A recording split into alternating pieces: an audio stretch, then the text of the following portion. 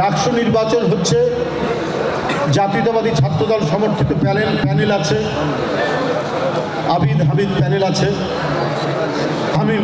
আবিদ হাবিব, আমরা শুনেছি শিবিরেরও প্যানেল আছে, বৈষম্য বিরোধী ছাত্র ঐক্যের তাদেরও প্যানেল আছে।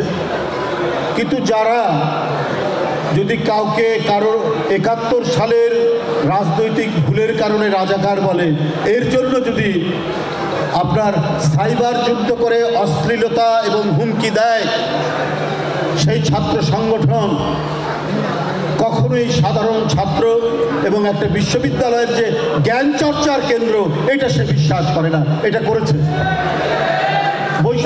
বৈষম্য বিরোধী ছাত্র ঐক্যের যে প্যানেল, তার যে ভিপি আব্দুল কাদের, সে একজনকে রাজাকার বলে কোথাও একটা পোস্ট দিয়েছিল। এই কারণে অসংখ্য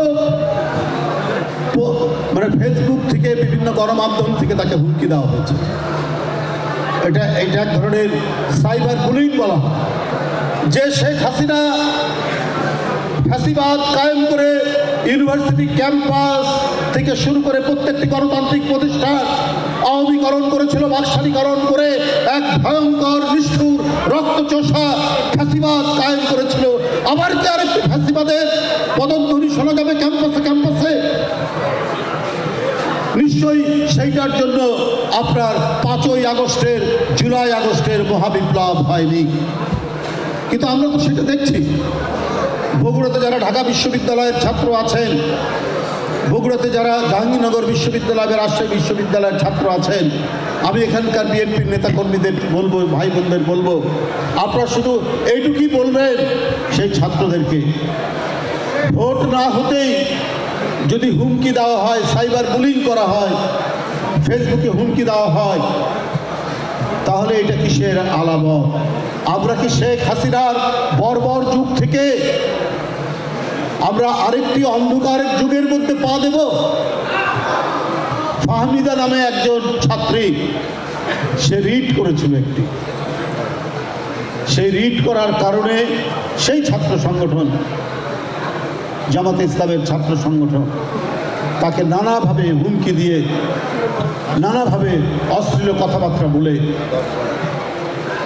তাকে মানসিকভাবে এমন পরিস্থিতি তৈরি করেছে, সে একটা পর্যুদস্ত হওয়ার মতো অবস্থা।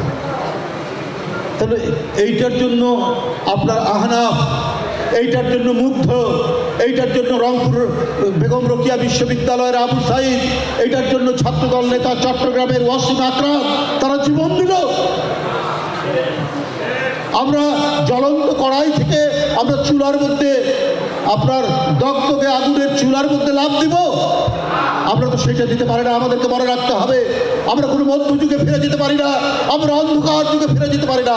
শেখ হাসিনার বর্বর যুগকে পরাজিত করে আমরা আধুনিকতার পথে, আমরা গণতন্ত্রের পথে, প্রত্যেকটি মানুষের মানবিক অধিকার প্রতিষ্ঠার পক্ষে যারা লড়াই করবে, আমরা সেই দল বাংলাদেশ জাতীয়তাবাদী দল। এবং তাদেরকে যারা সমর্থন করে, যে সমস্ত ছাত্ররা, তাদের সংগঠনের নাম হচ্ছে জাতীয়তাবাদী ছাত্রদল। আপনাদের বলে রাখি, আপনারা কি আদর্শের পক্ষে, না যারা ভণ্ডামি করেছে তাদের পক্ষে? ন্যায়ের পক্ষে, ন্যায্যতার পক্ষে, নাকি যারা লুকোচুরি করে সুবিধা আদায় করেছে?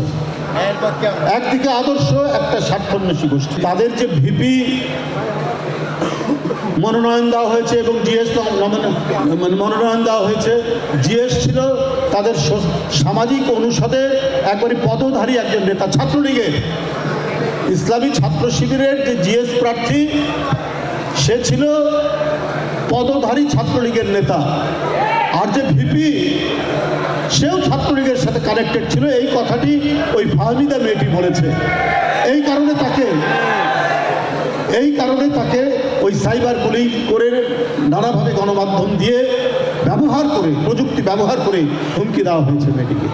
নিজে সে কথা স্বীকার করেছে। তাহলে যারা ছদ্মবেশ নিয়ে ভণ্ডামি করে যখন ছাত্রলীগ করেছে, নিশ্চয়ই ছাত্রলীগের সাথে তারা অসংখ্য গণতান্ত্রিক আন্দোলন, অসংখ্য মিছিলকে তারা বাধা দিয়েছে, তারা হামলা করেছে, কারো হাত কেটেছে, কারো পা কেটেছে। ওরা এখন শিবিরের নেতা। তো সেই দল, সেই ছাত্র সংগঠন কি করে সাধারণ ছাত্র সমাজের ভোট পাবে এটা আমি জানি না। এই বিষয়গুলো এখানে যারা ছাত্র নেতারা আছেন, আপনারা আপনাদের বন্ধুদেরকে বলবেন, যারা ঢাকা বিশ্ববিদ্যালয়ে পড়েন, যারা জাহাঙ্গীরনগরে পড়েন, রাজশাহী বিশ্ববিদ্যালয়ে পড়েন বা যে কোনো ইউনিভার্সিটিতে পড়েন, তাদেরকে বলবেন যে আমরা সব সময় সত্য এবং ন্যায়ের পক্ষে থাকা রাজনৈতিক দলকে আমরা সমর্থন করি।